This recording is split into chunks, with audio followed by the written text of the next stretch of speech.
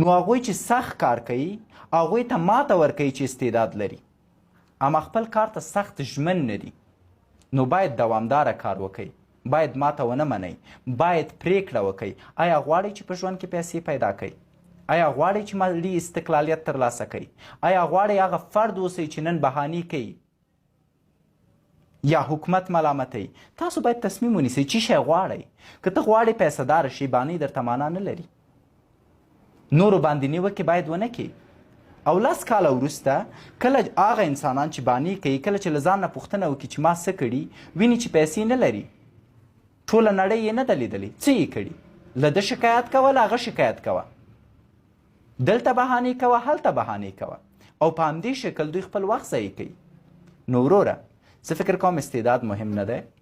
زه فکر کوم تر ټولو مهمه خبره دا ده چې ته یو څه څومره بد غواړې ځکه چې هر څومره یې ته په جنونو غواړې